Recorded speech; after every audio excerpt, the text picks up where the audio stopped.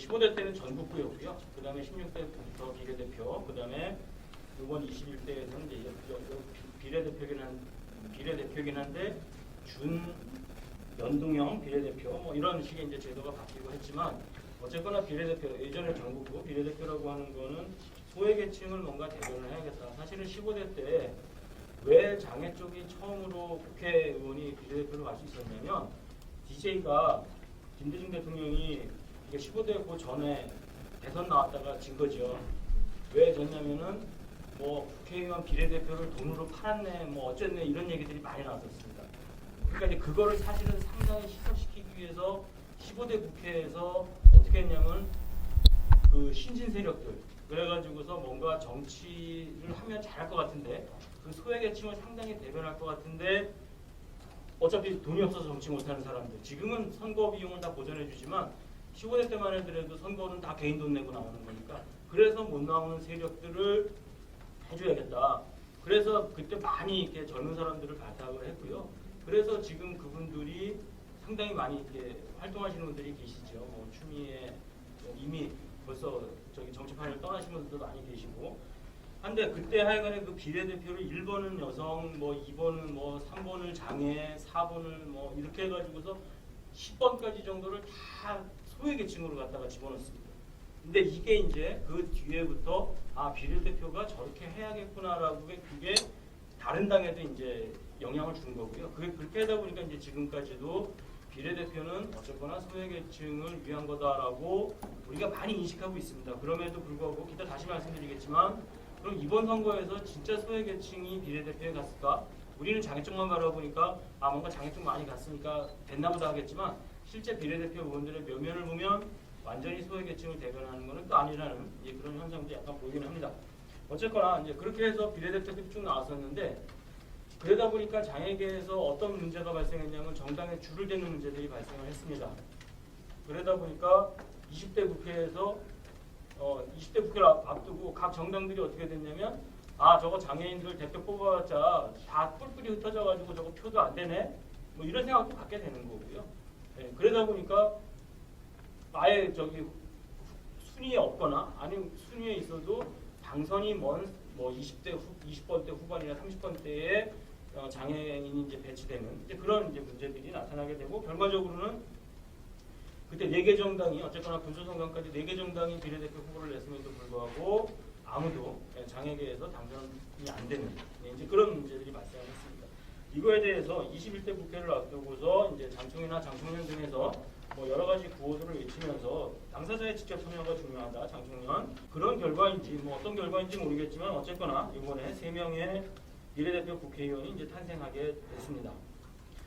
그런데 이거를 또 바라보면서 많은 분들이 어떤 생각이 하냐면 아 진짜 저게 장애인 정치 세력화일까 아니면은 선전 도구일까 이거에 대한 이제 고민이 되는 거죠. 이제 평가가 이제 엇갈리기 시작합니다. 어떤 분들은 아 저분이 장애운동 열심히 하셨고 그동안에 장애정치 위해서 열심히 하셨으니까 비례대표 가서 잘하실 거야. 뭐 다 그럴 거야. 이렇게 얘기할 수도 있는 거고요. 또 어떤 분들은 저거 정당이 그냥 저거 하나씩 이렇게 두생맞추기로 집어넣어가지고서 선전도구, 홍보용 도구 아니냐. 그래서 혹시나 장애인들의 표를 받기 위해서 또는 장애인이 아니더라도 아 저 정당이 저렇게 장애인들에게 뭔가 혜택을 주니까 아마 따뜻한 정당일 거야. 뭐 그런 이제 선전용으로서 상징적 도구로서 그런 역할을 이제 내세운 거 아니냐. 뭐 이런 평가들이 지금 나오고 있습니다. 그렇다고 한다면 이제 21대 국회 의원 선거가 끝났기 때문에 이제 그거에 맞춰서 이제 한번 우리가 되돌아보고 앞으로 어떻게 해야 될 거냐. 요거에 대해서 이제 조금 우리가 고민해보는 시간을 갖는 게 상당히 의미가 있을 것 같습니다. 아마 그런 의미에서 장총련에서 오늘 토론회를 준비하셨다고 생각을 하고요. 그래서 이제 만약에 평가를 한다고 하면은 평가의 틀이 있어야 됩니다. 근데 그 평가의 틀이라고 하는 거는 결과적으로 개념에서 나올 수밖에 없는 거고요. 그래서 이제 개념적 틀을 한번 제시를 해본 겁니다. 그게 이제 3페이지부터 뭐 정치 세력화의 개념 쭉 해가지고 나왔는데요. 그거 근데 제가 요번에 좀 보다 나니까 장애 쪽에서는 정치 세력화에 대한 개념 정의가 사실은 없더라고요.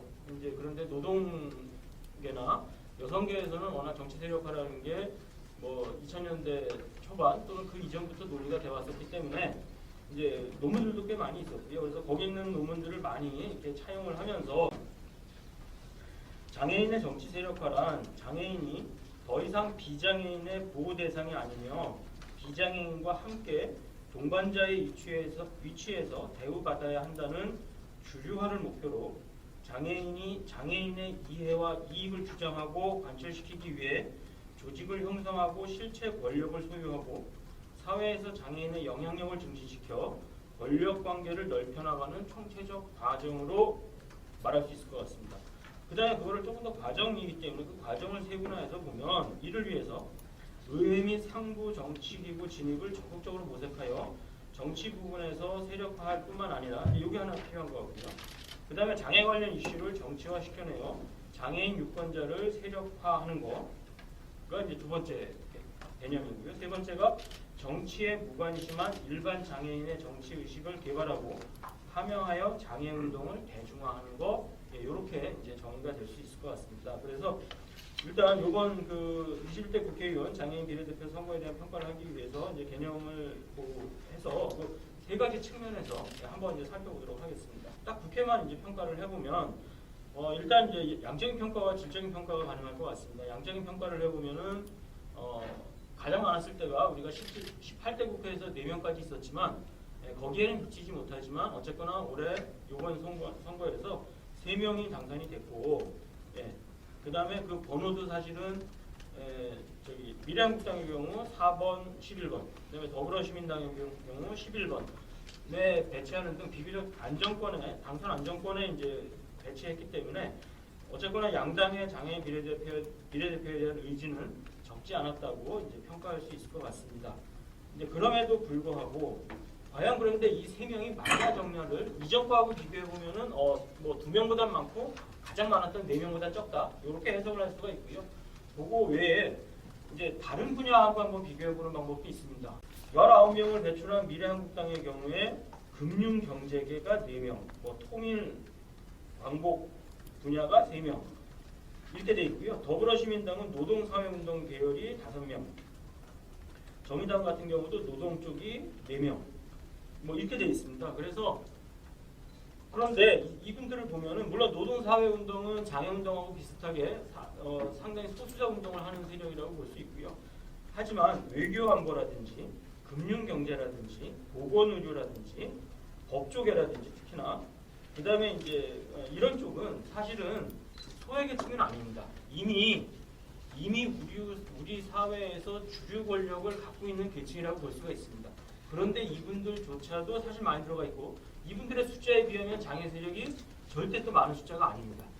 그래서 이전의 역사에 비하면 그저 그런 대로 둘보다 많고 넷보다 적네 이렇게 말할 수 있고 20대에 0보다는 많으니까 성공했다고 할 수 있지만 비례대표의 취지에서 맞춰서 보면은 사실은 조금 좀 아쉬움이 남는 이제 그런 측면이 있다고 볼 수 있을 것 같습니다. 그 다음에 이제 8페이지로 넘어가서 유권자 정치 세력화인데요. 이 유권자가 정치 세력화되기 위해서는 일단은 장애 정책이 뭔가 특별한 게 나오면 갈라지겠죠. 그래서 거기에 대해서 장애인들이 뭔가 발언을 하고 이제 뭔가 세력화될 수가 있는데 여러 당이 짠 듯이 공약이 다 똑같습니다. 활동지원제도 개선, 장애인 연금 확대, 이동권 보장, 중증장애인의 고용 확대, 이 4가지를 다 기본적으로 깔고 갑니다. 거기다 정의당만 이제 탈세할 얘기가 들어가는 거고, 다 똑같아요. 그렇기 때문에 장애인들이 저당 측이나 이당 측이나 다 똑같아 버리다 보니까 여기서 이제 세력화가 나올 수 없는 환경이 된 거고요. 장애 정책이 안 그렇다면 이제 간접 정책이라도 나왔어야 되는데 이번에 이슈될 만한 게 없었습니다. 뭐냐면은 이제 만약에 군 가산점, 예를 들어서 군 가산점 준다면은 군대 못 갔다 온 저 같은 사람은 이제 뭔가 악을 쓰고 덤벼야 됩니다. 나쁜 세상이라고 누구든지 그건 여야를 떠나서 뭐 근데 그런 얘기도 없었고요. 이제 그러다 보니까 이제 이슈화가 안 됐고 그러면 이게 뭔가 이슈가 없었나 보다 하고 그냥 넘어갈 수가 있는데 절대 그거는 아니고요. 이 세 분한테 그리고 오늘 나오신 위원장님들한테 잘못했다라고 얘기를 할 수밖에 없는 거죠.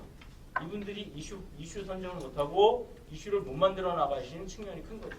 사실은 장애 정치 세력화를 위해서 정당이 해야 될 일, 정당과 같이 해야 할 일을 이슈를 만들어내고 뭔가 그거를 장애인들의 입에서 나오게끔 해줘야 되는데 실은 다 차별성이 없었다라고 한다면은 다 정책적으로는 다 아무 역할도 못 하신 겁니다. 이렇게 프론트를 놓고 제가 예, 말씀해서 죄송하고요. 예. 그다음에 이제 또 하나의 측면에서 이제 비하 발언 같은 경우인데요. 어느 한 당만 비하 발언하면 또 뭉칠 수 있습니다. 근데 모든 당이 다 비하 발언 해버리니까 토론 자리 주변은 이제 다 비하 발언했던 내용까지 다 나왔었고요. 다 그러다 보니까 이제 뭐 거기서도 이제 이슈 파이팅이 안 되는. 그래서 어찌 보면은 그 정치 세력, 그 유권자 정치 세력화에서는 사실은 거의 없는, 아무것도 없는 이런 이제 것으로 평가할 수 있습니다. 그다음에 이제 장애운동의 대중화 측면에서 보면 이제 장애인의 의식화를 선도하고 이제 장애 해방적 정책을 주장하는 이제 이런 것들을 만들어줘야 되는데 이제 과연 이제 이번 과정에서 이제 단체들이 그런 역할을 했나 보면은 이제 못했다는 거는 뭐 너무나 자명한 것 같습니다. 왜 그러냐면은 오늘 주최하신 장총련에서도 막판에 가서 뭐 후보 저기 어느 후보나 정당을 지지할 수 있습니다. 저는 장애인 단체들이 그거는 다 가능하다고 봅니다. 예, 이제 그럼에도 불구하고 그게 과연 이제 뭐 파급 효과가 있었는지 이제 혹시나 우리 소속 단체의 후보가 나갔기 때문에 혹시 지지 성명한 건 아닌지 뭔가 이런 이제 의구심이 많이 드는 거죠. 아마 그런 거에 대해서 이제 그래서 조금은 그 정당에 영향을 미치는 것보다는 이제 오히려 장애 세력이 정당에 이렇게 쫓겨다니는 그래서 정당에서 지지 한번 해주면 좋지 않아요? 니네 후보 하나 뽑아줬으니까 저도 해봤으니까 아는 거죠. 이제 그런 거에 끌려간 거예요, 사실은. 그렇다고 한다면은 사실은 정치 세력화 측면에서는 제대로 못했다 이렇게 이제 파악을 할 수 있는 것 같고요. 그 다음에 또 하나는 이제 후보 선출 과정에서 과연 장애운동 세력이 얼마나 역할을 했나 이걸 이제 볼 수가 있는데요. 사실은 그 저기 민주당 같은 경우도 최혜영 후보가 영입이 됐지만 이미 거기에 활동하신 분들이 많이 계셨죠. 장애인 위원회에서 활동하신 분들도 계시고 다 있었고 그 통합당 같은 경우도 이미 활동하신 분들이 많이 계셨었습니다. 그런데 실제 비례대표 선거에서는 어떤 결과가 벌어졌냐면 당이 그냥 꽂은 사람이 자동적으로 그냥 선출이 되는 과정이었죠. 근데 요게 벗어난 거가 정의당이었습니다. 그렇지만 장애 운동의 영향력 차원에서만 보면 정의당 같은 경우는 어땠냐면은 어쨌거나 몇 사람이 가서 후보로 했고 당은 번호만 부여를 했고 거기에 외부 인사들이 문자 투표를 다 한 거예요.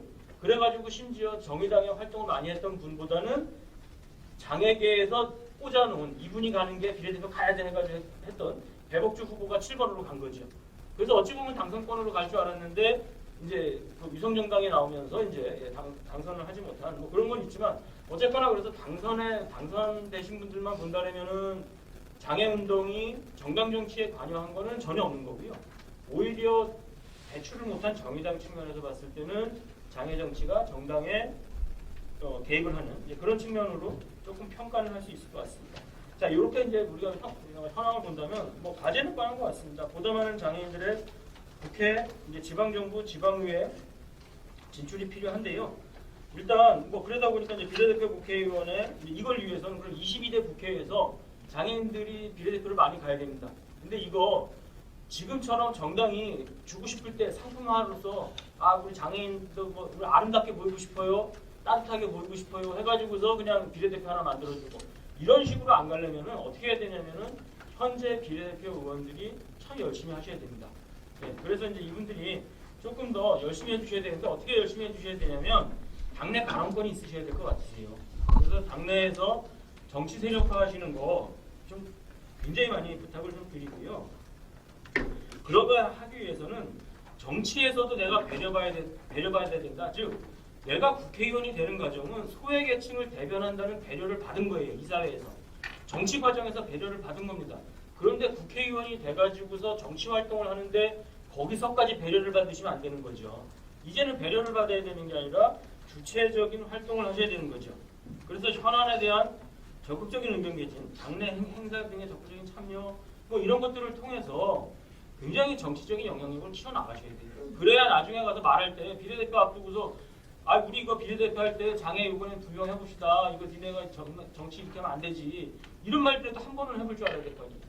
근데 그런 말조차 하지 못하는 정치인들을 이제는 양산하면 안 된다는 그런 생각이 좀 듭니다. 그러면 그리고 지금 국회의원들은 그럼 정치력을 키워서 어떻게 해야 되느냐? 반드시 지역구 출마해야 됩니다. 그 다음에 이제 장애운동 차원에서도 역시 지역구 배출 노력이 필요합니다. 그래서 단체 대표로서가 가는 것도 중요하고요. 아니면 단체들이 어떻게 정치인들을 양성해 날 거냐 이것도 너무나 중요합니다. 물론 이 과정으로 가면 나중에 가서 이제 많은 논란이 생길 수 있습니다. 왜? 단체라는 게 장애운동이 정치권으로 가기 위한 교두부냐? 그 다음에 우리가 쟤네하고 같이 이렇게 연계해서 해야 되냐? 또 이런 많은 문제들이 생길 수 있습니다. 근데 그거는 이후의 문제이고 이후에 우리가 다시 논의해보는 걸로 하고 일단은 뭐 정치 중립성을 떠나서 일단은 정치할 문제들을 좀 키워내주는 거 이게 단체의 역할이 될 것 같고요. 그 다음에 당내 비례대표 선출 개선 방식을 좀 개선해야 되는데요. 아까 말씀드린 대로 너무나 힘 있는 사람들이 비례대표를 많이 갑니다. 아까 금융계 이런 분들이 물론 뭐 경제 정책도 해야 되니까 필요할 수도 있지만 이미 지역구에서 보건의료 의사들 이미 지역구를 통해서 의사 약사들 매년 매 선거에서 5명씩은 당선이 됩니다. 그런데 거기다가 1번에다가 다 줬어요. 이번에 코로나로 인해 가지고. 과연 이게 이제 바람직한 현상인지 이거는 좀 우리가 한번 좀 고민해 볼 필요가 있을 것 같습니다. 그래서 이제 우리 국회의원 되신 분들이 22대 국회에 가서는 비례대표에 있어서는 조금 더 소외계층이 많이 갈 수 있게 좀 해보자 그렇게 좀 해주시면 좋겠습니다. 그 다음에 이제 그 유권자 정치 세력화를 위해서는 그 장애 문제를 널리 알리시는 게 되게 중요합니다. 그런데 장애 문제가 왜 안 알려지냐? 제가 볼 때는 정보가 제일 많으신 분들이 국회의원이세요. 근데 이분들이 분노를 안 하실 수가 있습니다. 장애 관련 정책이 되게 나쁜 정책이 나옴에도 불구하고 이분들이 분노 안 해주시면요, 국민들은 아무것도 모를 수밖에 없죠. 왜? 아무도 신경 안 써주니까. 그런데 국회의원이 한번 분노하면 언론에서 되게 받아줍니다. 그러니까 뭐냐면 내가 어디 국감장에 갔는데 계단이 있다고 저 뒤에 경사로 있으니까 뒤로 가래요. 이런 경우 국회의원들이 예 하고 그럼 뒤로 가야죠. 이게 아니고요. 거기서 국감을 완전히 정지시켜버려야 되는 겁니다. 하루가 아니라 그 내내 정지시키는 한이 있더라도 그렇게 해주셔야 돼요. 그 분노를 이끌어내 줘야 유권자 정치가 되는 거예요. 그 다음에 이제 장애운동의 재배 및 대중화가 필요한데요. 장애운동의 그 장애 개념 뭐 이거는 장애 정체성의 정치를 왜 얘기하는데 지금 단체들이 어떻게 하면 15개가 무슨 헌법에 보장돼서 이게 무슨 대단한 의미냐 얘기를 합니다. 그러다가 행정부가 20개 범주를 늘리면 20개 단체 만들 겁니까? 그리고 20개를 찢어질 건가요? 우리가 정치에서 해야 되는 거는 손상의 정체성이 아니라 그 손상에 대해서 우리가 억압받고 차별받고 배제받은 그 현상에 대한 그 정체성이죠. 그게 장애의 정체성이라고 하는 거고요. 그런 측면에서 정치를 해주셨으면 좋겠습니다. 그 다음에 이제 정당 정치의 장애인 단체의 영향력이 굉장히 증대돼야 됩니다. 아까 말씀드린 대로 정의당에서 이제 아마 뭐 그런 사례를 한번 보여준 거예요. 그렇다고 한다면은 향후 이제 비례대표 선거든 뭐든지 간에 이런 식으로 장애 대중이 장애인 후보를 뽑을 수 있는 그런 시스템을 끊임없이 정당 내에서 조금 더 만들어 주시기를 부탁을 좀 드리겠습니다. 결론적으로 그냥 몇 가지 제언만 이제 국회의원들이나 정당분들한테 좀 말씀을 드리면서 끝내도록 하겠습니다. 아까 그 분노하라는 거 저는 그거는 이게 개인의 영달을 위해서 국회의원이 되셨다고 하시면은 저는 지금이라도 사퇴하셨으면 좋겠고요. 뭔가 진짜 250만 장애인들의 영혼을 담아서 그거 등에 업고 그게 상품성이건 자기의 운동성이건 어쨌거나 그래서 국회의원 되신 거죠. 그렇다고 하면 그 의미를 조금 더 가슴속에 진짜 좀 가지시고서 좀 많이 분노해 주시기를 부탁드리겠습니다. 용기가 없어서 타인의 시선이 두려워서 이런저런 이유로 분노하지 못한다면 절대 국회의원 하시면 안 된다는 거 그래서 말씀을 드리고요. 그 다음에 다 단체 소속이 있으세요. 그리고 심지어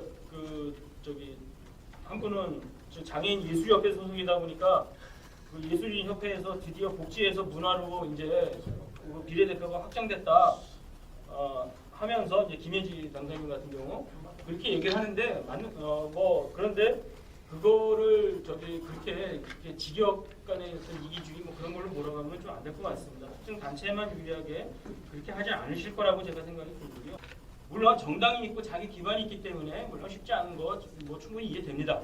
그럼에도 불구하고 당선되신 분들은 어쨌거나 정당이 뽑아줘서 상당히 고맙긴 하시겠지만 절대 정당이 뽑아준 거 아니고 장애 대중이 뽑아줬다는 거 생각하신다면 얼마든지 그렇게 하실 수 있을 거라고 생각이 듭니다. 굉장히 좋은 말씀을 많이 해주셨고, 제가 이제 관련해서 그 자료를 좀 찾다 보니까 이런 얘기가 나오더라고요. 정치인 세력, 장애인 정치 세력화라는 것이 장애인 대중의 집단적인 힘과 운동을 통해 장애인의 요구를 관철하는 수단이 아니라 일부 장애인 명망가들이 출세를 위한 수단으로 변질되었다라는 이 말이 나와서 오늘 토론회하고 좀 많이 좀 적합되는 부분이 있어서 말씀드렸습니다. 지금 말씀 중에 분노하라는 말이 굉장히 많았거든요. 그래서 제가 이제 2010년도에 그 혁신회로 왔는데 그때 18대 때 우리 정한근 의원님이 계셨고 지금 뭐 21대 때도 또 혁신협회와 관련된 분들이 가셨어요. 18대를 봤을 때 과연 분노를 했을까라고 좀 생각을 해봅니다. 본인 입장에서는 분노를 하겠지만 장애인의 대표로 가졌을 때 그게 분노가 우리가 좀 만족하지 못했던 부분일 수 있을 것 같고, 또 그 정치 세력화에 대해서 뭐 소극적으로 우리가 정치인에는 어떤 소극적 의미뿐만 아니라 어떤 경선 과정, 또 이후에 또 여러 가지 의회에서 활동하는 과정, 또 이후에 차이를 준비하는 여러 가지 과정, 이런 것들에 대해서 말씀을 충분히 주셨고요. 또 여기는 또 각 당에서 또 나오셔서 또 발제하신 것에 대해서 또 일부는 또 반론을 하실 수도 있고, 또 일부는 경조할 수도 있고, 굉장히 자유스러운 분위기로 하면 좋을 것 같습니다. 근데 사실은 제가 이 발제본을 읽으면서 참 많은 생각을 했어요. 어떻게 보면 간단하게 말씀드리면 2020년 4월 8일 날에 이 룰센터에서는 사실은 장애인 비례대표 후보와 미래를 말하다라는 주제로 지금 여기 계신 우리 위원장님들이 함께 참석하셨던 그 간담회 걸렸습니다. 사실 그 안에 여성장애인 후보 2분이 앉아 계셨고요.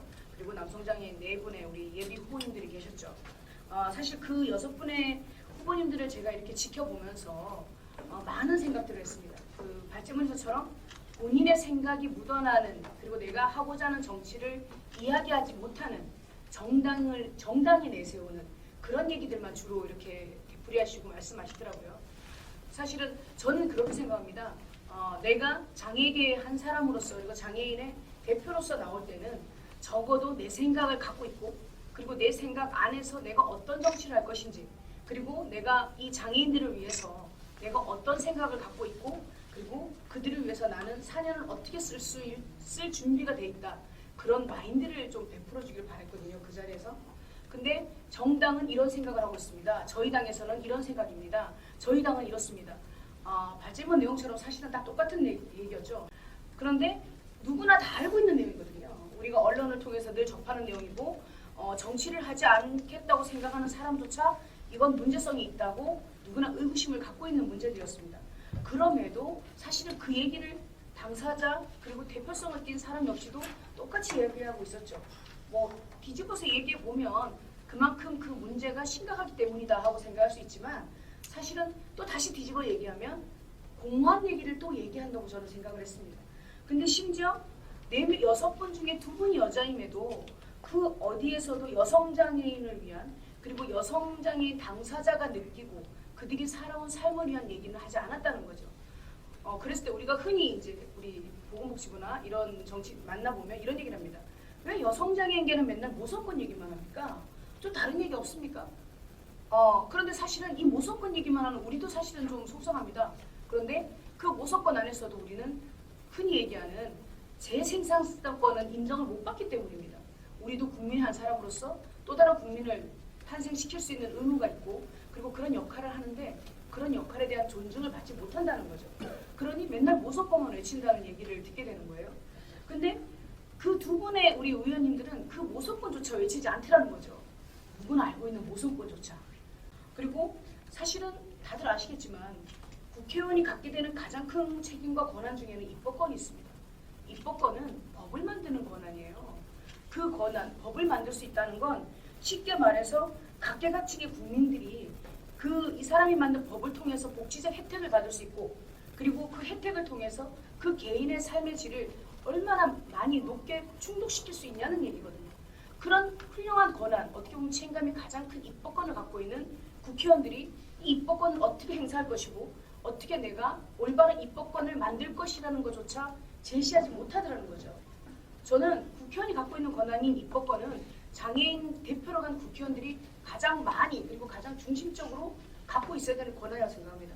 물론 맞습니다. 장애 차별권, 그다음에 우리가 평등하게 사는 평등권 이런 여러 가지가 있지만 무엇보다도 내가 갖고 있는 이 국회의원이 갖고 있는 고유의 입법권을 잘 행사했으면 좋겠습니다. 그래서 장애인뿐 아니라 소외계층 그 누구라도 이 사람이 제시한 입법권을 통해서 이 사람이 발의한 법을 통해서 세상을 바꾸고 그들 세상의 삶의 개개인의 질을 높일 수 있는 그런 권한을 4년 안에 행사했으면 좋겠습니다.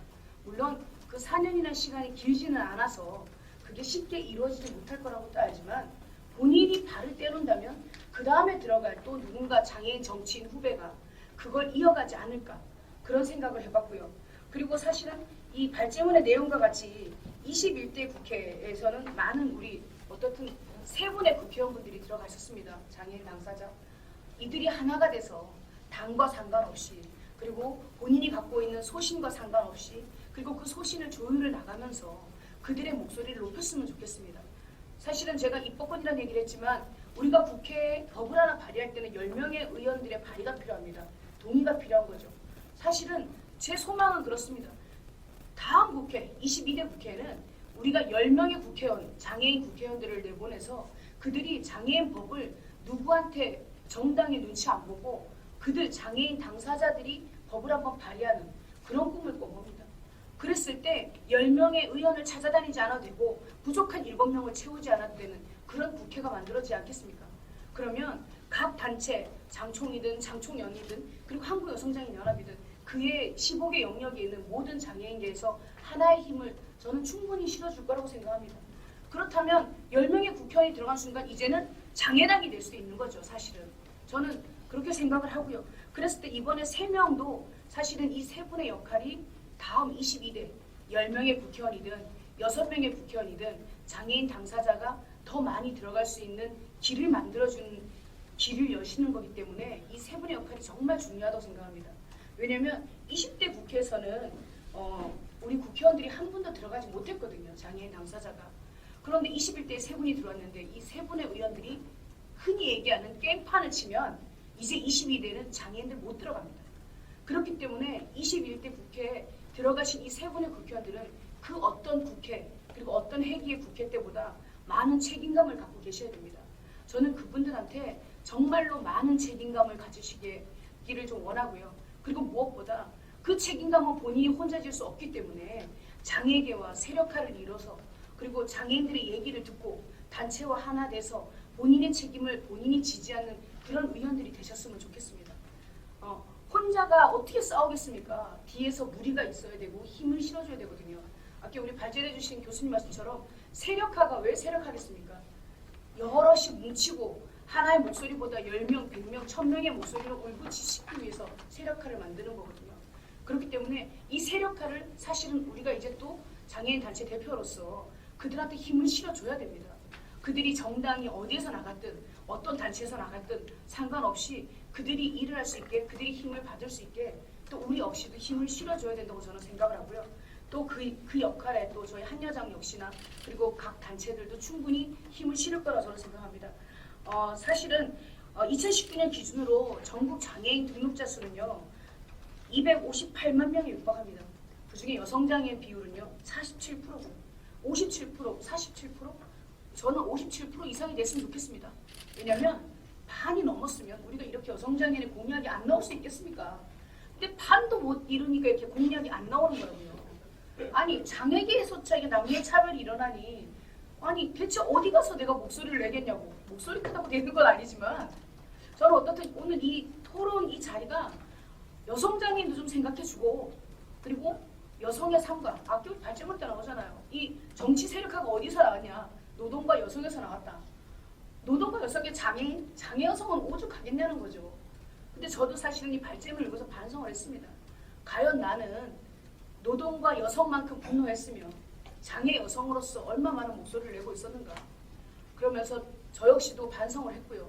대신 이 반성한 만큼 21대 국회에 들어가신 우리 위원님들을 위해서 제가 도울 수 있는 최선을 다하겠습니다. 그리고 그렇다고 해서 제가 좋은 얘기만 하는 사람은 못 되는지라 또 저 역시 채찍도 해야겠죠. 어떻든 제가 드리고 싶은 말씀은 이제 우리도 우리의 목소리를 내야 됩니다. 그리고 우리의 목소리 참는 게 미덕인 시대는 지났죠. 우리는 우리의 권리를 주장할 때가 됐고 지금 그나마 21대 들어가신 세 분의 권리 주장을 위해서 우리는 함께해야 된다 생각합니다. 제가 생각하는 장애인 정치 세력화는 이게 90년도 초반에 나오기 시작한 말입니다.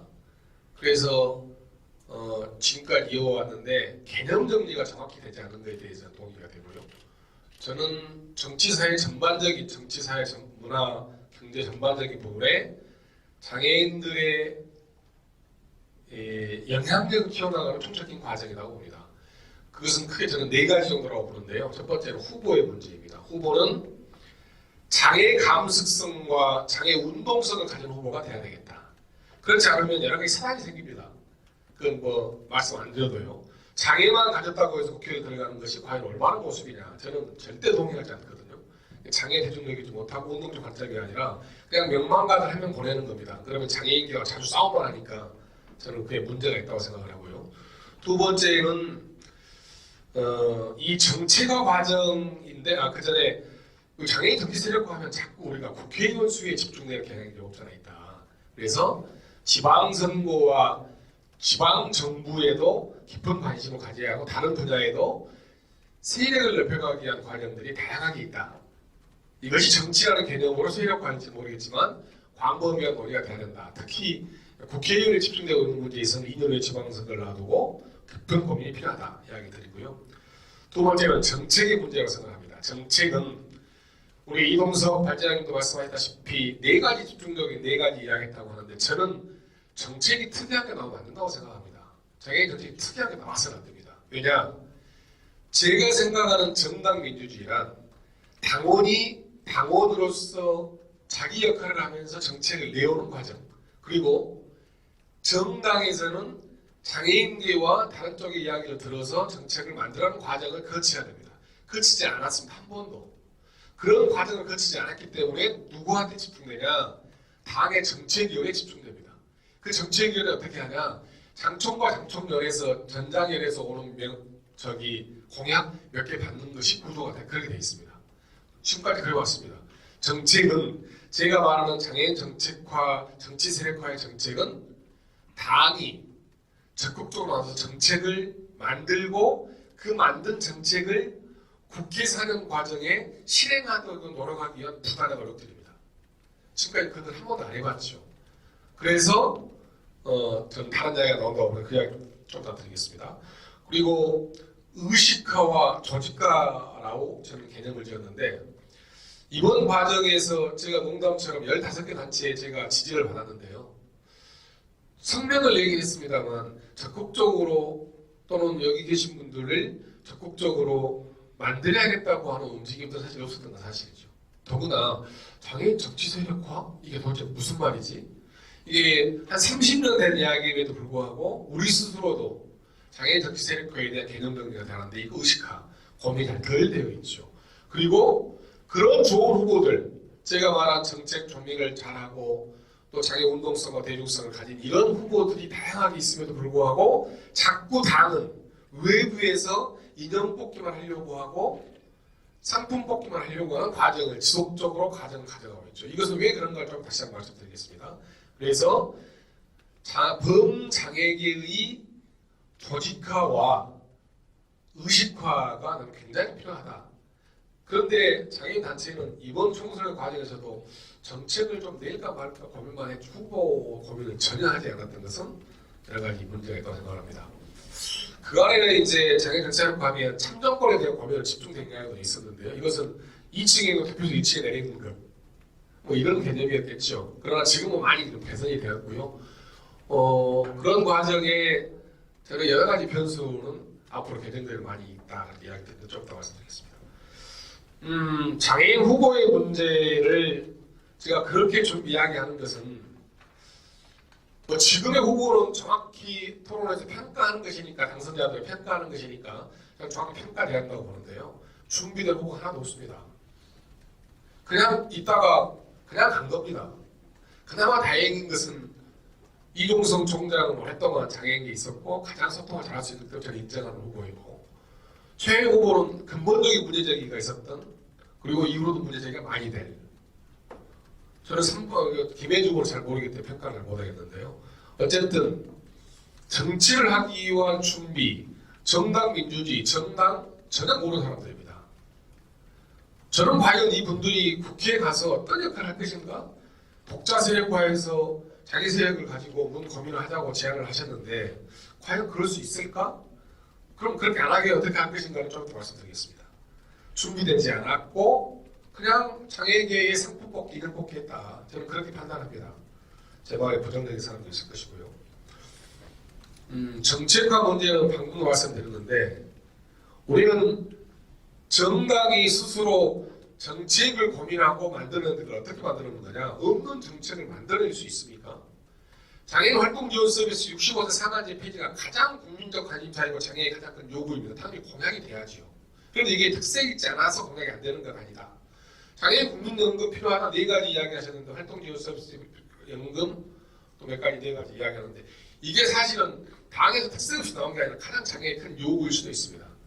제가 더불어민주당 장애인위원장 하면서 21번의 정책 간담회와 11번의 찾아가는 간담회를 해봤는데요. 다 거기서 긴급하게 중요하게 나온 이야기들입니다.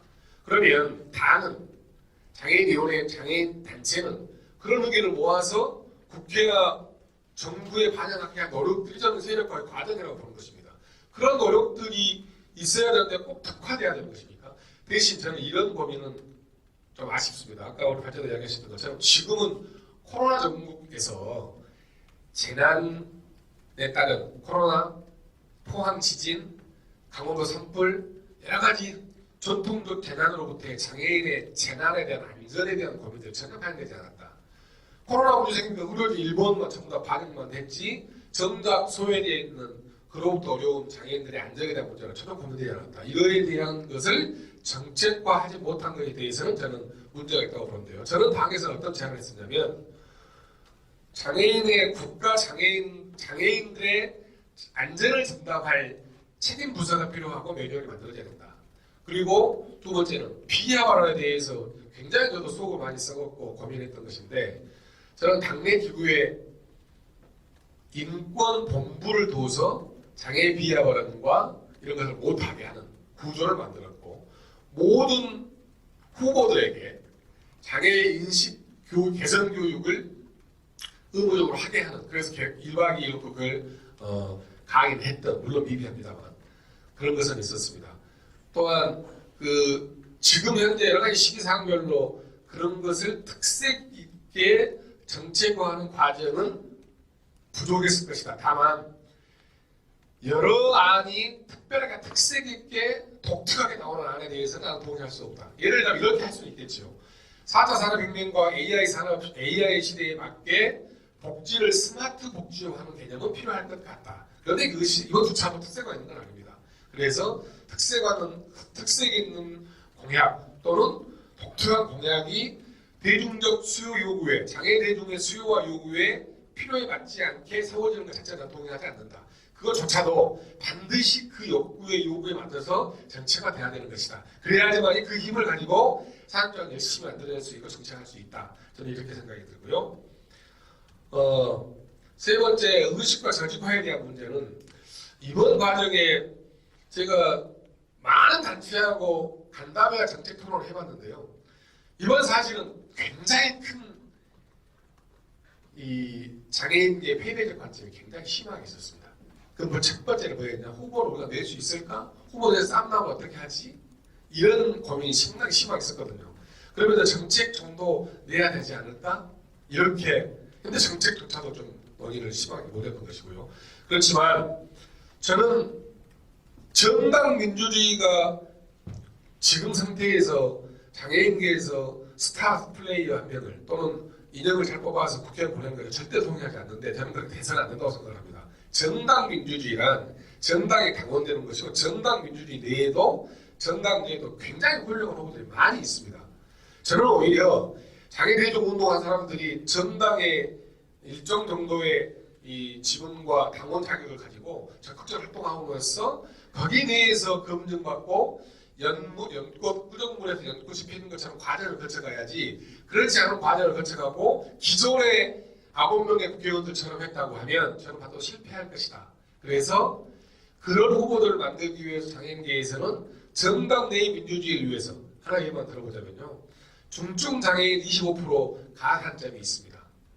가산, 비율 가산. 그런데 경증은 없습니다. 그런데 현실적으로 3명의 지금 현재 당선자들이 정말로 미안하게도 현장 갖고 뛸 수 있습니까? 그분들에게 가산점 20% 주면 뭐합니까? 사실 어렵습니다.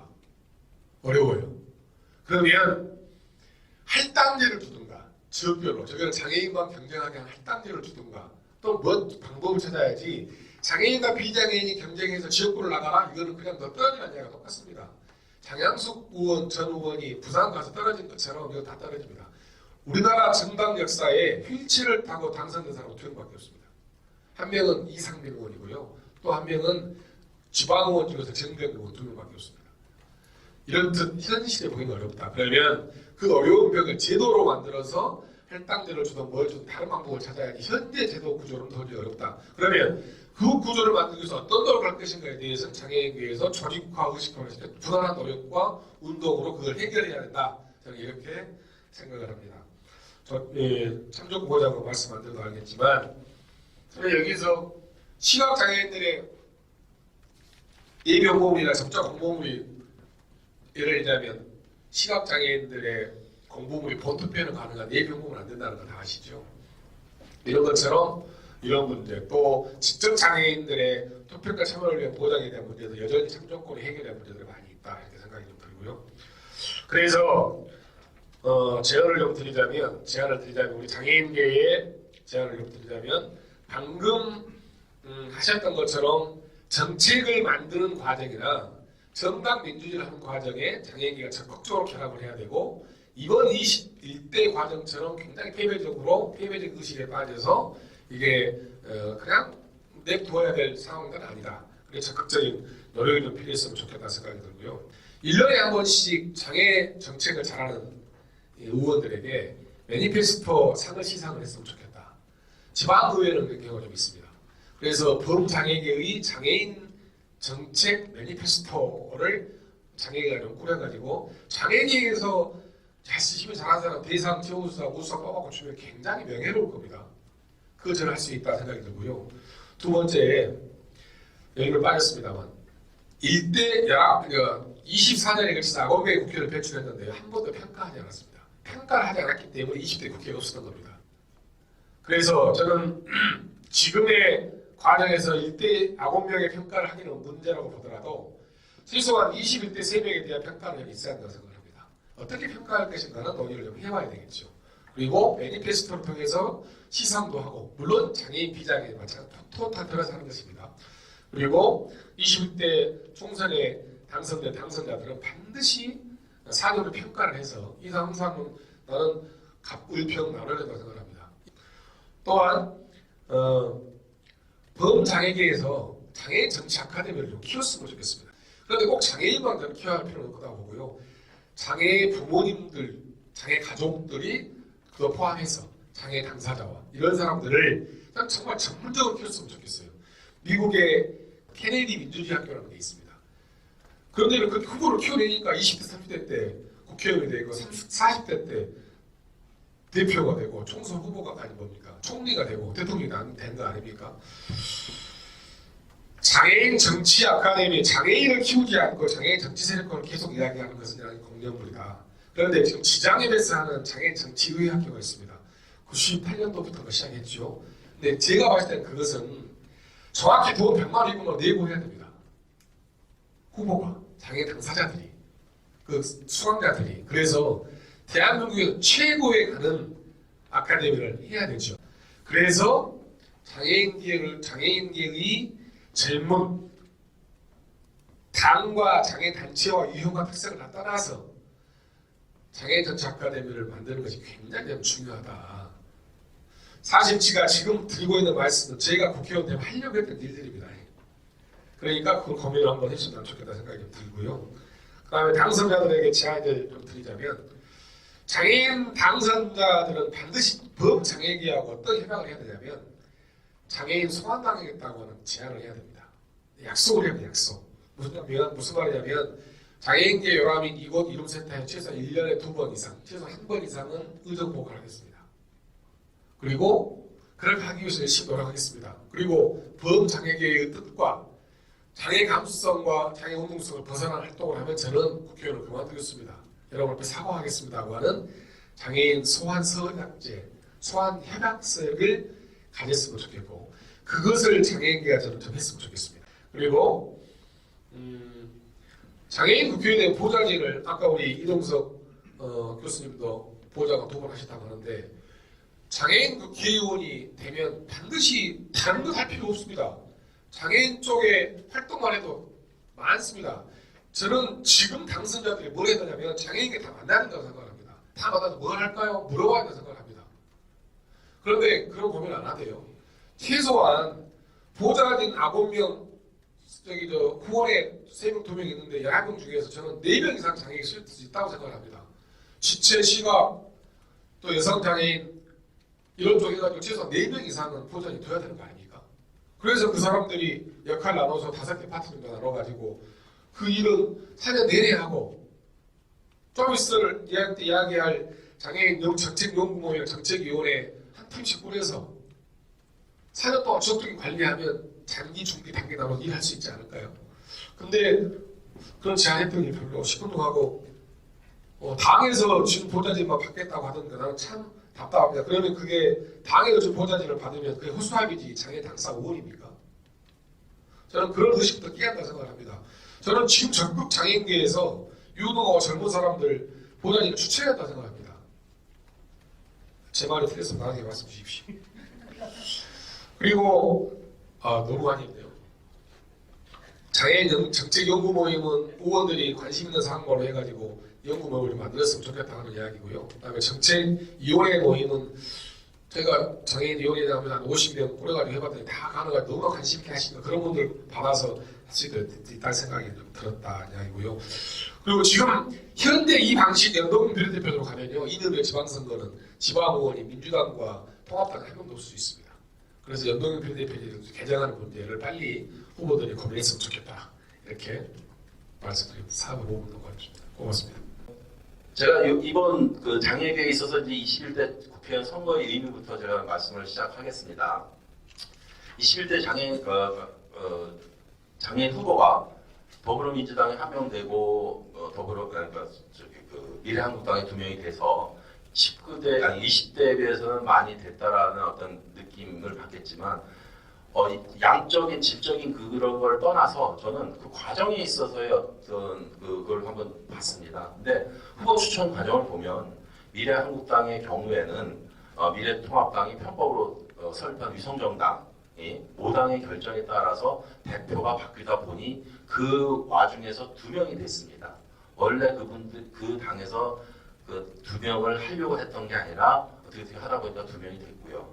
그리고 더불어민주당에서는 원래는 1번을 하려고 했다가 이 비례정당으로 보내다 보니까 후순위로 밀리게 됐고, 그리고 민생당하고 정의당은 후보를 냈지만 후순위로 밀려가지고 1명도 당선자를 내지 못하게 됐죠. 그래서 이런 결과는 어떤 정치권의 전향적인 20대에 비해서 정치권의 전향적인 인식의 전환이 아니라 우연한 결과에 의한 거라고 생각합니다. 그래서 이게 만약에 다음에 22대 때도 이렇게 똑같은 일이 벌어진다는 것은 전혀 장담할 수 없다. 지금 3명이 됐으니까 다음에도 최소한 2명이나 3명 될 것이냐.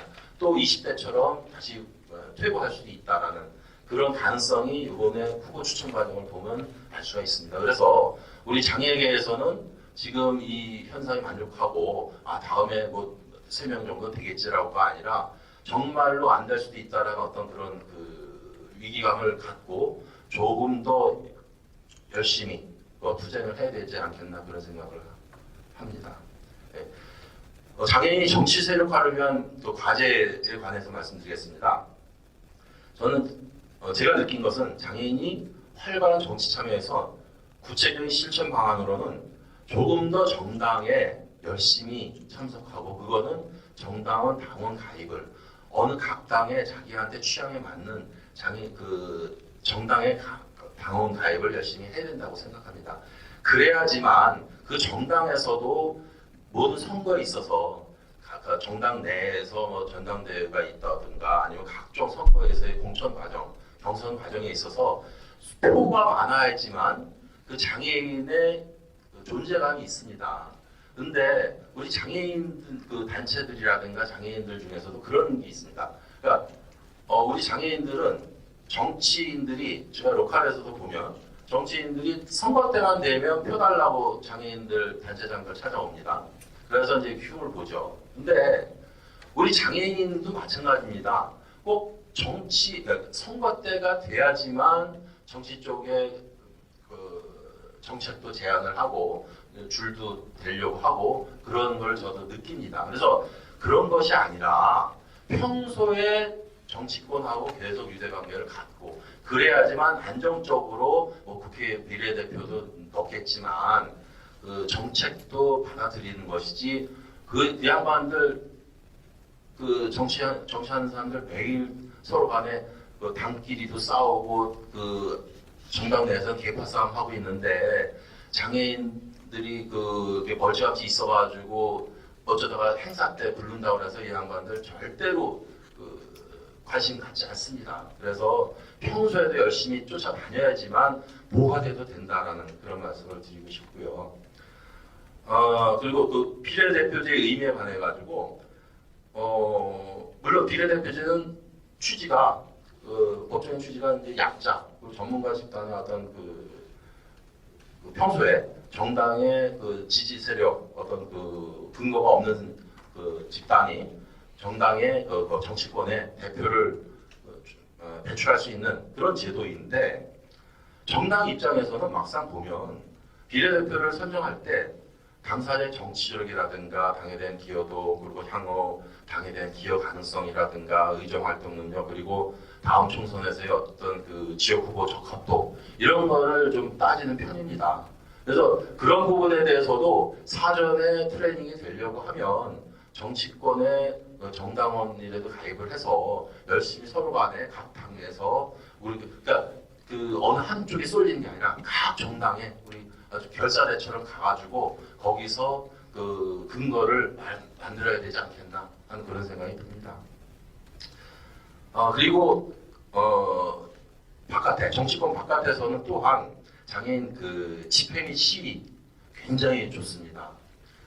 정치권 안에서 이렇게 얘기를 들어보면 예를 들면 국회의사당 앞에 저기 정문 앞에서 시위를 하고 그러면 이 양반들 그냥 지나가는 것 같지만 다 쳐다보고 있거든요. 그래서 오늘 누가 뭐 하고 있는지도 관심 있는 사람들 다 보고 있습니다. 그래야지만 정치권 안에서 장애인위원장이든 장애인위원회든 그 국회의원들하고 얘기할 때 힘이 생기는 거고 그리고 이번에 이제 세 분이 들어가셨지만 그 세 분이 얘기할 때도 바깥에서 저들 봐라 저렇게 지금 장애인들이 권리 행사를 해가지고 투쟁을 하는데 이 들어줘야 되지 않겠나 이런 얘기도 나오는 겁니다. 그래서 집회나 시위도 굉장히 중요하다라는 생각이 듭니다.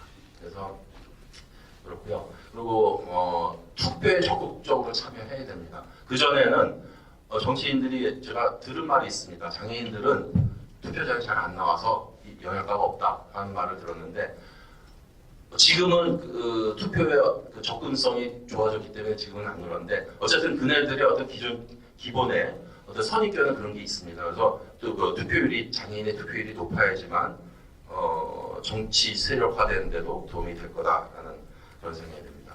그리고 앞에서도 이동석 위원장님 그 교수님도 얘기하셨고 문상필 위원장님도 얘기하셨지만 비례대표 국회의원이 장애인 대표성이 확보가 되어야 됩니다. 장애인 대표로 국회에 진출하는 의원은 개인의 성공 여부에 좌우됨이 아니라 오랜 기간 동안에 장애인의 인권과 복지를 위해 활동하고 그래서 장애인 감수성을 갖춘 인사라고 합니다. 장애인이랑 모두 장애인 감수성을 갖는 건 아니거든요. 그래서 의원 임기 중에는 물론이고 퇴임 후에도 아주 꾸준히 모든 장애인을 위해 활동할 수 있는 이런 분들이 들어가셔야 되고 또 이런 분들이 또 퇴임 후에도 계속 축적돼서 장애인의 정치 세력화가 이루어질 수 있다고 생각합니다. 그리고 제가 그 개인적으로 경험한 것 중에서 굉장히 문제점이 있다라는 생각을 합니다. 그건 장애인 단체에 대한 쓴소리인데, 장애인 단체의 지나친 정치적 편향성을 극복해야 된다고 봅니다. 현재 각 장애인 단체는 눈에 띄는 정치적 편향성을 갖고 있는데, 예를 들면 장총은 더불어민주당, 장총련은 미래통합당, 그리고 전장현은 정의당, 뭐 이렇게 그 정치적 편향성을 띠고 있는데, 이것은 각 장애인 단체의 구성원의 합의라기보다는 그 단체의 수장의 정치적 성향에 따라서 지지하는 정당이 결정됩니다. 그런데 장애인 단체가 정체성을 띠게 되면 만날 싸운다라는 정치권의 그 상존하는 대립과 갈등이 그대로 장애인계로 옮겨오게 됩니다. 그래서 최근에 보면 각 장애인 단체가 장애인 정책에 관해서 보다도 예를 들면 발언, 장애인 평화 발언에 대해서 더불어민주당의 경우에는 잘 아시겠지만 이해찬 대표의 크게 두 가지가 있었죠. 2018년도에 정장애인위원회 발대식에서의 폄하 발언이 있었고, 최혜연 교수의 어떤 선천적 장애인 그런 거 관련돼 있었는데, 이 경우에는 장총이 침묵했고, 그리고 자유한국당의 황교안 대표나 주호영 의원, 박영찬 대변인이 비하 발언에 대해서는 또 장총련이 침묵합니다. 그리고 최근 국회의원 선거운동 기간 중에 전장현이 종로에 출마한 황교안 후보를 면담하고자 하는 과정에서 충돌이 발생했는데, 이때 전장현과 장총련이 서로 비난 성명을 냈죠. 서로 지지하는 정당의 대립 때문에 그렇습니다. 그건 누구나가 알 겁니다. 그거는 폄하 발언이라든가 이런 거 굉장히 중요한 부분이, 모든 사람들이 얘기하지만 평소에 그 사람이 말하는 것은 평소에 그 사람의 사고라든가 가치관이 그대로 나온 거기 때문에 각 당의 대표들이 얘기하는 거를 정말로 우리 장애인들이 장애인 단체에서 정말로 치열하게 반박을 해야 됩니다. 그런데 그런 것마저도 서로 간에 지지하는 정파가 다르다고 해서 서로 이쪽에다가 하면 이쪽 사람은 하고 저쪽은 안 하고, 이거는 그거 자체가 장애인계가 분열되는 모습이거든요. 정당의 어떤 편향성에 따라서 우리 장애인 단체가 서로 갈리게 되면요, 그렇게 되면 목소리가 줄어들 수밖에 없거든요. 근데 그런 부분에 대해서 서로 간에 지지하는 사람, 그 정당이 다르다고 그래가지고 그렇게 지지 성명도 다르고 반박 성명도 다르고 하는 거는 좀 문제가 있다라는 생각이 듭니다. 그래서 그 부분은 장애인 단체가 정말로 각성해야 되겠다 하는 생각이 듭니다. 그리고 각 당의 장애인 정책 공약에 대해서는 지금 아까 문상필 위원장님도 잠깐 언급하시고 이동석 교수님도 말씀하셨지만, 사실 장애인 정책이 정당에서는 그렇습니다. 저도 장애인위원장으로 있으면서 정책위에서 장애인 정책 좀 쌈박한 것 좀, 신박한 장애인 정책 좀 내주세요라고 얘기하는데, 쭉 보면 신박한 게 어디 있습니까? 그동안 쭉 구태의연하다고 하는 정책은 다 정말로 필요하기 때문에 해가 지나도 계속해서 반복해서 요구하는 거고, 새로운 거 내려고 그러면 고민되는 건, 야, 이거 실현 가능성이 있을까? 첫 번째. 두 번째는 이거 해가지고 이거 하면 잘못하면 우리가 유형별 장애 단체가 있는데 이쪽에다가는 좀 이 혜택이 안 가고 이쪽에 혜택이 편향적으로 가게 되면 그러면 이거는 어떤 공감대에 있어서 보편성이 떨어지는 거 아닐까? 이런 고민이 있기 때문에 사실 새로운 정책을 아주 신박한 정책을 내기가 어렵다는 그런 생각이 듭니다. 그래서 그런 부분을 극복하기 위해서는 다시 원론으로 들어가서 끊임없이 정치에 들어가신 분하고 이 장애인 단체하고 끊임없는 소통이 있어야 되지 않을까 하는 그런 생각이 듭니다. 제가 마지막으로 세 가지만 말씀드리겠습니다. 이게 정리하는 경우의 말씀인데, 그래서 장애인 당선자 세 분은 결국 들어가셔서 내가 이제 성공했으니까 내 인생에서 이제 끝났다 하고 만족하시지 말고 이제 시작이다. 그리고 당신들을 보내준 것은 당신의 개인적인 역량이 아니라 우리 250만 장애인이 보내줬다라는 그것을 반드시 명심하시고 그래서 장애인을 위한 그런 초심을 절대로 흐트리지 않게 하시기를 이제 당부하고요. 그다음에 우리 정치계에 있는 장애인위원장이라든가 하는 장애인 정치인들은 어떤 정치권에서 어떤 개인적인 욕망 충족을 위해서 일을 한다기보다는 장애계 전체의 어떤 뜻을 받들기 위해서 정치권에 어필을 한다. 그리고 끊임없이 호소를 한다라는 어떤 그런 마음으로 일을 하셨으면 좋겠다는 생각이 들고요. 그리고 마지막으로 단체는 좀 아까도 말씀드렸지만 절대로 정파에 치우쳐서 서로 간에 분열하지 말았으면 좋겠다라는 그런 말씀으로 마치겠습니다. 사실 앞에서 발제자 한 분과 토론자 세 분 얘기를 듣다 보니까 이 자리는 당선자도 오셨어야 되지 않느냐, 아니면 당선자들과 또 다른 이런 세미나가 있어야 되지 않을까 이런 생각이 들었었습니다. 그리고 또 하나는 낙선자라는 공통점은 있는데요. 저는 현직이라는 또 차이점이 있습니다. 그래서 저는 아직까지는 정의당 장애인 다른 당이 그래서 민생당 현직입니다. 그래서 정의당 장애인위원장이니까 오늘 제가 드리는 말씀이 정의당의 당론이 아니고 정의당 장애인위원회의 공식 입장 분명히 아닙니다. 제 개인 얘기라는 거 분명히 하고 말씀을 드리겠습니다. 정치는 우리는 권력을 획득해서 그 획득한 권력으로 공동의 자산을 어떻게 나누느냐의 문제가 정치죠. 그래서 권력을 획득하는 방법이 과거로 치면 전쟁인 거예요.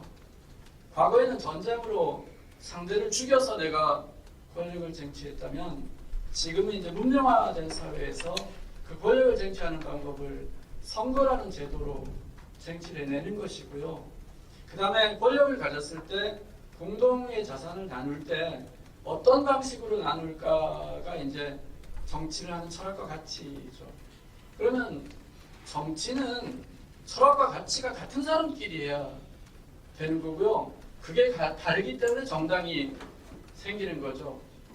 이 철학과 가치가 같다면 정당이 생길 필요가 없는 거죠. 같이 하면 되는 거니까요. 같은 정당 내에도 이념적 스펙트럼은 다른 사람들이 꽤 많이 있거든요.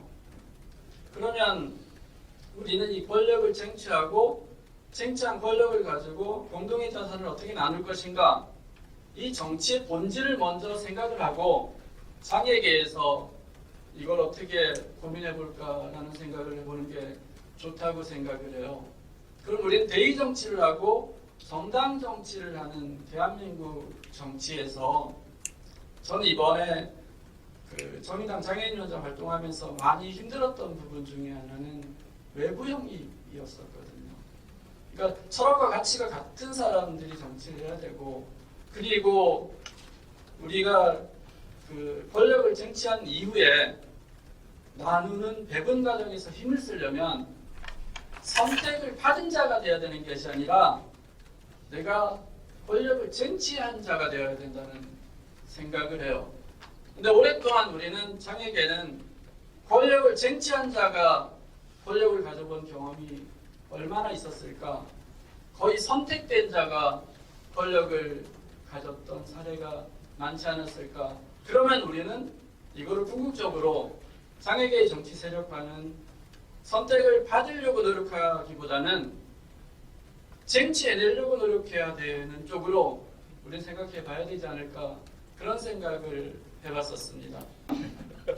사실은 저는 제가 가진 생각은 장애인 단체나 다른 단체에서 특정 후보나 특정 정당을 지지하는 건 맞지 않다고 생각을 했었거든요. 왜냐하면 그 단체에 소속된 그 단체 구성원들이 모두 동의하지는 않을 수도 있잖아요.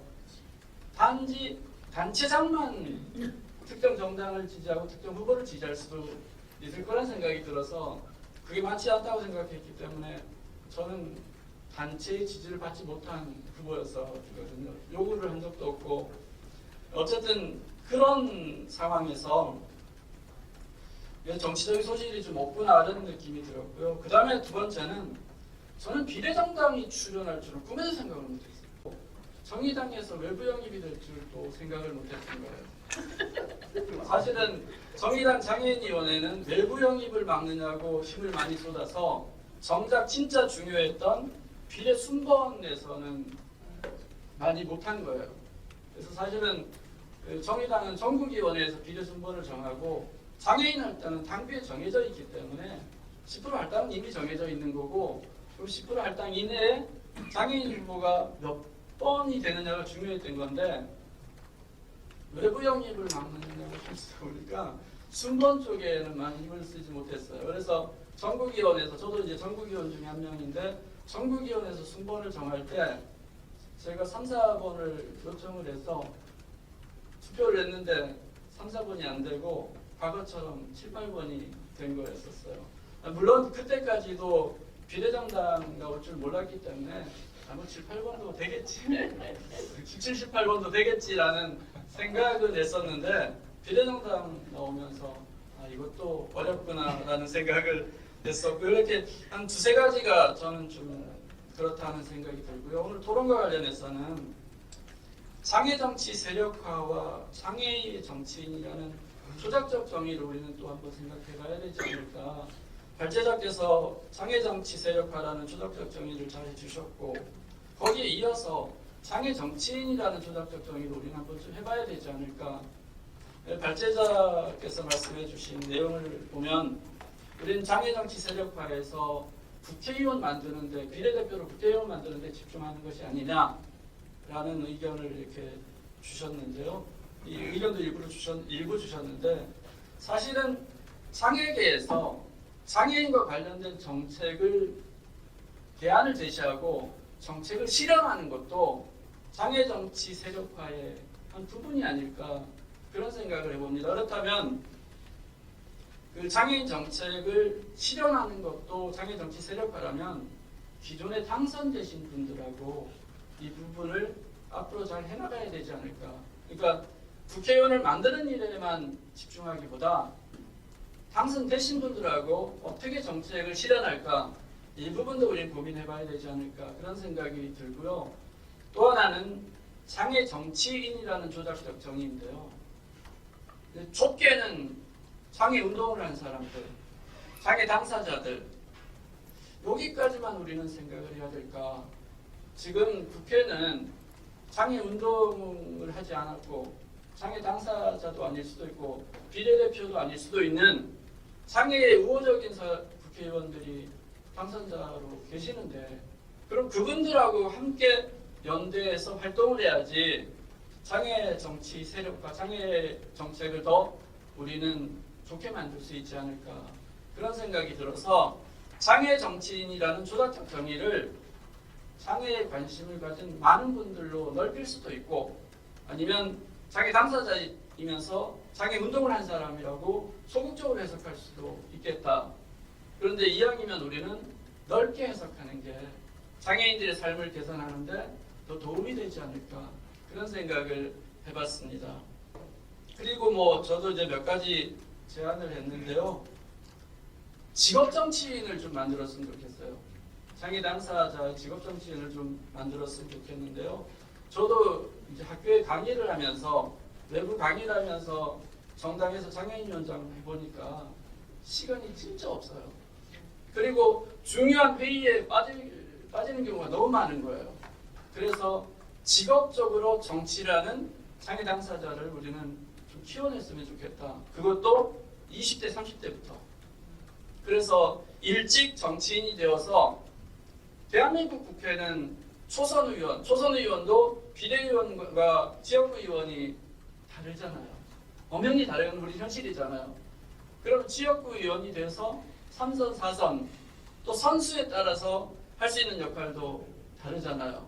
그럼 장애 당사자가 지역구에서 3선, 4선, 5선 돼서 국회의장도 되고, 뭐 이러면은 이 세력화가 실질적으로 이루어지고, 그리고 장애인들의 삶이 더 달라지지 않을까, 그런 생각을 해봐서 첫 번째는 장애 정치인을 좀 직업 정치인으로 키웠으면 좋겠다는 생각을 했고요. 두 번째는 장애 분야의 정치인과 연대를 했으면 좋겠다는 아까 말씀을 드렸는데요.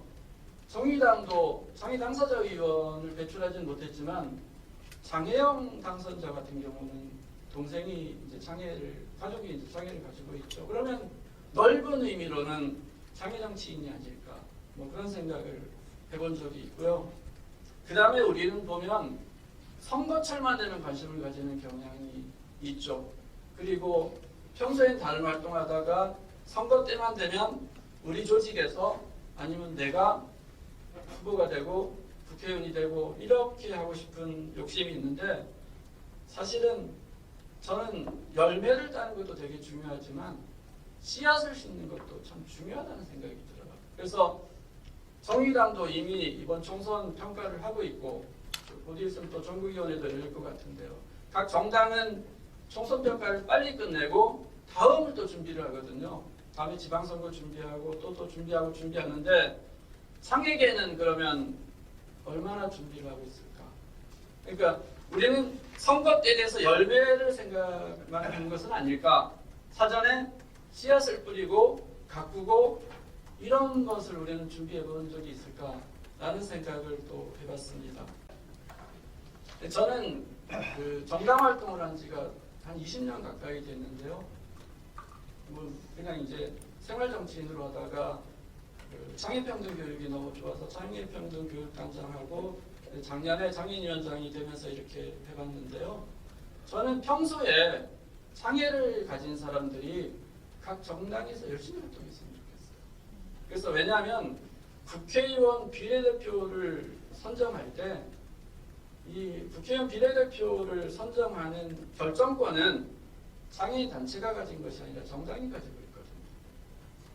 그럼 정당 내에서 가치와 철학이 같은 사람을 정당 내에서 만들어내는 것, 그게 우리나라 대의정치, 정당정치에 맞는 방법이 아닌가 그런 생각이 들어서 평소에도 정당정치, 정당에 가입해서 활동 많이 했으면 좋겠고요. 아까 한지호 위원장님도 말씀해 주셨지만 당 내에서 장애당원이 얼마나 활동을 얼마나 했느냐에 따라서 장애인위원회 위상도 많이 달라지거든요.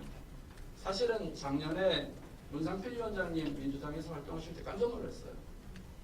역대 정당에서 장애인위원장님이 이렇게 활동하신 적이 있었나? 라는 생각 들어서 제가 위기감을 엄청 많이 느꼈어요. 네.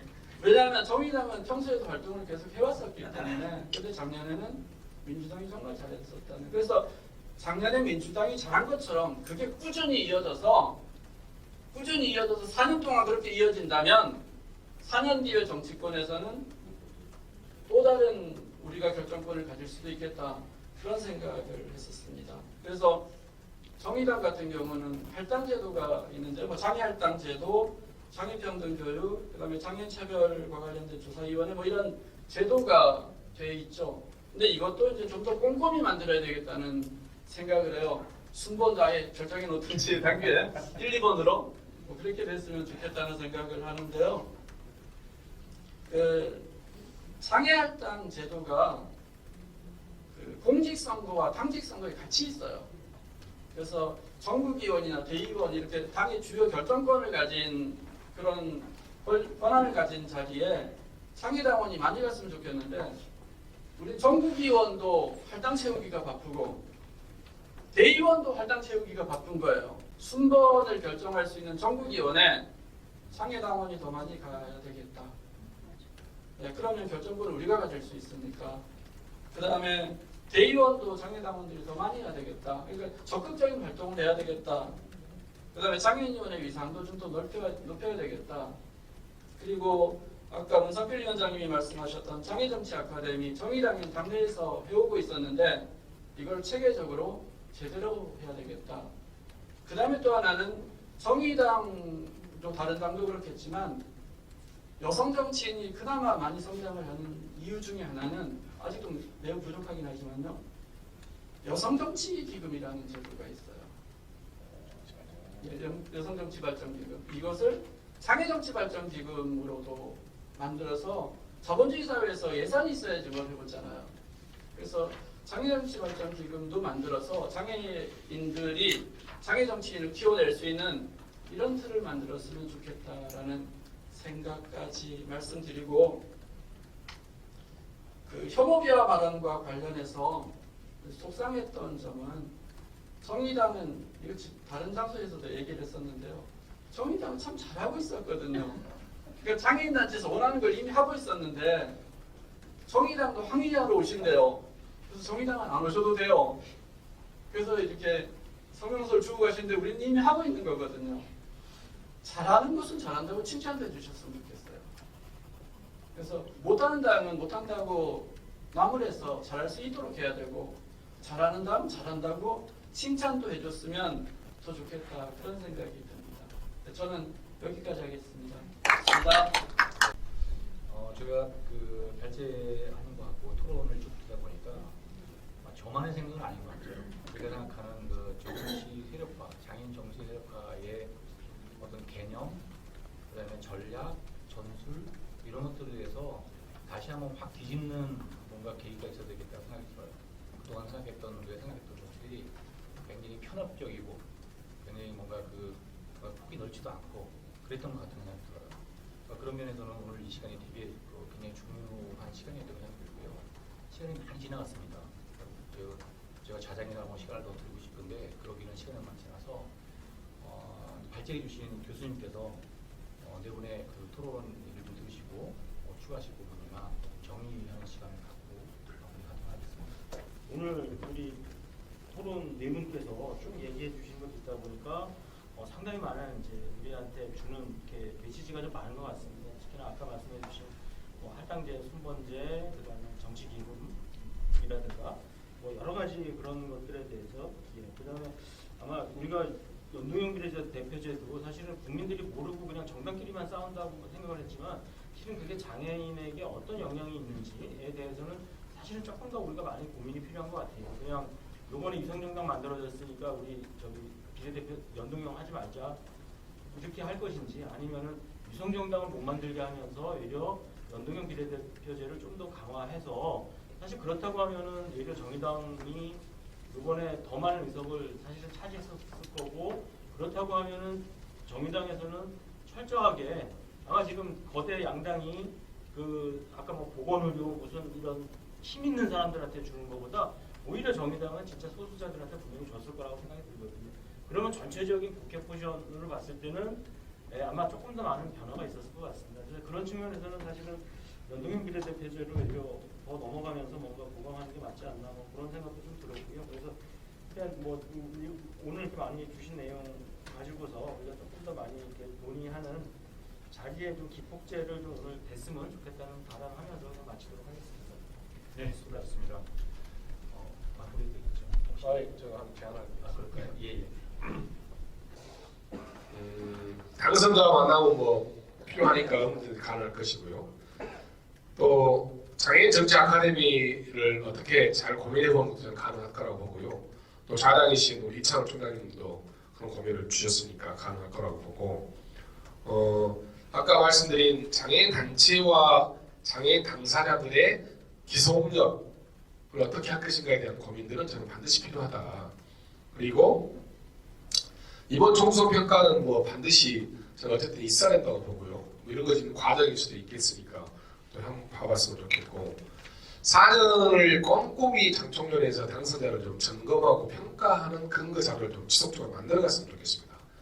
그러니까 국회의원이 지금 재산이 얼마인데 상연이 얼마일지 또는 예를 들자면 국회 발의, 입법 발의는 어떻게 하는 건지 주요 사안에 대해서 어떤 입장을 국회의원들이 가지고 있는 건지 이거 평가하기 간단하게 합니다. 그리고 그것을 4년 후에는 이번 21대 국회의원은 어떤 사람이었다고 평가하는 근거 자료들이 이런 데서는 근거가 나와야 된다고 보거든요. 그리고 이런 것은 예산이 수반되긴 하겠지만 장애인 비장애인 포함한 장애 우수 정책 의원들을 평가하고 상을 주는 매니페스토 이건 저는 굉장히 필요하다고 보거든요.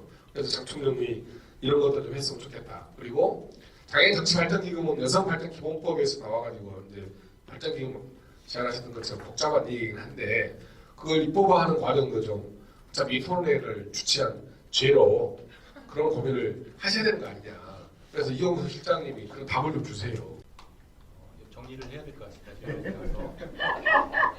마지막으로 정리를 잘 해주신 것 같아요. 제가 드릴 말씀을 다 해주셨고 다행히 오늘의 토론 내용과 모든 것들이 다 고스란히 남아 있습니다. 남아 있고 저게 어떤 편집을 통해서 저게 하나의 첫 단추가 될 것 같은 생각이 들어요. 저는 개인적으로 장애인 그 정치 아카데미 필요하다고 생각하고 4년 동안 계속 모니터링하고 정책 비교하고 권고하고 하는 것들은 당연히 해야 되고요. 사실은 우리가 정치하고 가장 가까이 있는 그 부류가 사실 장애인인 것 같아요. 근데 우리가 하는 행동들이 정치라고는 생각을 못해요. 그리고 이 정치라는 작은 우리 구슬들을 잘 꿰야 돼요. 꿰야 되는 것들이 이제 장애인 단체나 우리가 해야 될 일인 것 같죠. 저희는 이 정치가 꿈이 아니고 현실이 됐으면 좋겠습니다. 사실은 이게 매년 4년에 한 번씩 지방선거할 때마다 이게 꿈으로 생각하거든요. 누가 국회의원 되고 이게 꿈이 아니고 현실이 되는 어떤 그런 게 됐으면 좋겠고요. 제가 가장 좋아하는 아프리카 속담을 얘기하고 마무리하도록 하겠습니다. 빨리 가려면 혼자 가고 멀리 가려면 함께 하라. 굉장히 좋은 말입니다. 이게 정치라는 게 한두 사람의 힘으로 어떤 장애인 정치가 되는 게 아니고 250만 또는 1000만 장애인 가족들이 함께하면 무엇인들 못하겠습니까? 어떤 그런 것들을 잘 깃들을 다질 수 있는 오늘 세미나가 돼서 너무 기쁘게 생각합니다. 이상 마치겠습니다. 고맙습니다.